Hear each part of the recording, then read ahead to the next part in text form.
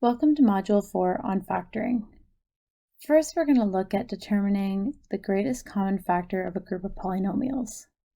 We often denote the greatest common factor by capital G, capital C, capital F. So given a group of polynomials, the greatest common factor is the largest polynomial that evenly divides into all three of the polynomials. For example, if we have the constants 12 and 16, we can find the greatest common factor by listing the factors of each of these numbers. The factors of 12 are 1, 2, 3, 4, 6, and 12. Those are all the numbers or factors that divide evenly into the number 12, whereas the factors of 16 are 1, 2, 4, 8, and 16. The greatest common factor of 12 and 16 will be the highest factor that divides evenly into both of them. So we can see from looking at these lists that although they have many factors in common, the greatest common factor is 4. Now if we add a third number to that list, we can find the greatest common factor of 12, 16, and 30. We've already recorded the factors of 12 and 16 above, so we only need to consider the factors of 30. Although 4 is the greatest common factor between 12 and 16, it doesn't divide evenly into 30. Therefore, we need to reconsider the list of factors and find the greatest common factor of all three of the numbers. And from examining the list, we can see that the greatest common factor will be 2.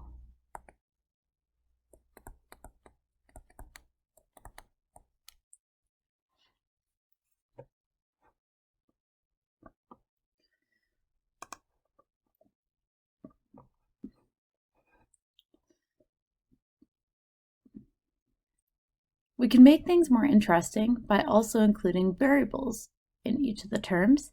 And when we have a variable included, we need to consider both the coefficients, so you find the greatest common factor of the coefficients as well as the greatest common factor of the variable to determine the greatest common factor of the polynomials in general.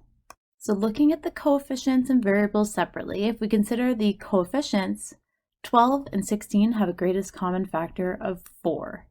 Now, considering the variables, we first need to confirm that each and every single polynomial we are considering contains that variable. And we can see here that both of the polynomials contain variable x. So our greatest common factor will be the lowest exponent of x within all those polynomials, which we can see is x to the power of 1 or x. Therefore, the greatest common factor of 12x squared and 16x is 4x. Now in our fourth example, to find the greatest common factor, we have the polynomials 15a cubed b and 9a squared. And we want to determine the greatest common factor, so what divides evenly into both of those polynomials. Now, considering 15 and 3, we know that the greatest common factor of our coefficients is 3. And now looking at the variables, we have a cubed and a, so both polynomials contain variable a, and the greatest common factor is the lowest exponent of those two, so we have a squared. And then next we look at variable b, but variable b only appears in the first polynomial, therefore it doesn't divide evenly into both of them and is not included in our greatest common factor. Our greatest common factor is 3a squared. Next, we will be looking at common factoring, which requires determining the greatest common factor of a list of polynomials and factoring it out to re-express the expression as a factored expression. When common factoring, we first determine the greatest common factor of the entire polynomial, so of each term of the polynomial. Then, in step 2, we divide each term in the original polynomial by the greatest common factor. In step 3, the factored expression of the original polynomial will be the product of your greatest common factor and the sum of the remainders from the previous step. And this relies on the distributive rule. So far in this course, we've used the distributive rule to distribute a factor a into the brackets, and the result would be ab plus ac, or it could be minus if we had subtractions within the brackets. But when we are factoring, we're determining a common factor, or greatest common factor, a, and then factoring it out and writing everything else that is left when we divide by a and writing it in the brackets. And so you can always check whether or not your factored expression is equal to your original expression by redistributing your greatest common factor into the brackets. Okay, let's do some examples. First example, 4xy minus 6x. First thing we need to do is determine the greatest common factor. So our greatest common factor, and remember, if you're having trouble with this, you can list all the factors of 4, all the factors of 6, and then determine the greatest common factor between the two.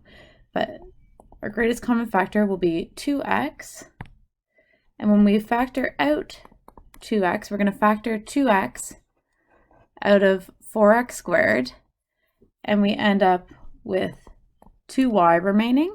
And when we factor 2x out of negative 6x, we're left with 3. Remember that you're able to check your work, and what we do is we take our factored expression and we use the distributive rule to check that it is equal to our original expression. And when we do that, we get 2x times 2y, which is 4xy, and 2x times negative 3, which is negative 6x. And that is, in fact, what we started with. So sometimes you may want to take the time to write this checkout, and other times it's enough to just expand it out and do a check in your head. In our next example, we have 4x cubed minus 2x squared minus 6x.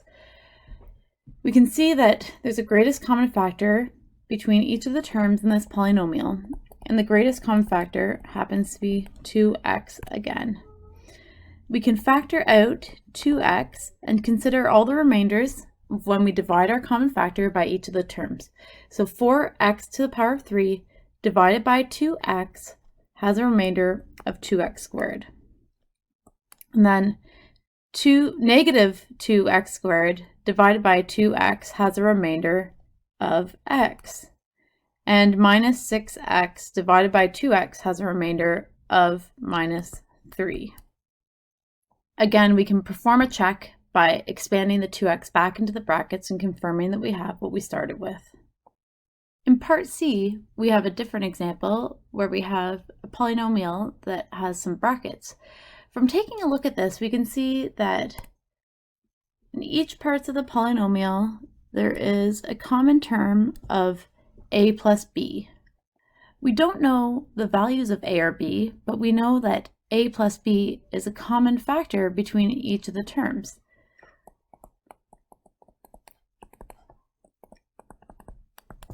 Additionally, we can examine the coefficients and variables, other variables, and we see that we have 6y and negative 4x. The greatest common factor between 6y and negative 4x is 2. Therefore, our greatest common factor of the entire expression is 2 times a plus b.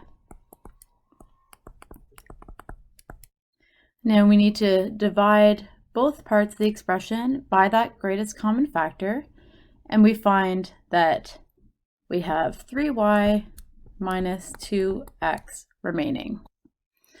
It's important to note that sometimes students don't recognize the full greatest common factor in a question like this. They may factor out the a plus b first and forget about the 2, and what will happen when we do that is that you'll have to common factor again later in the question. You'll be able to pull a 2 out into the greatest common factor at the end.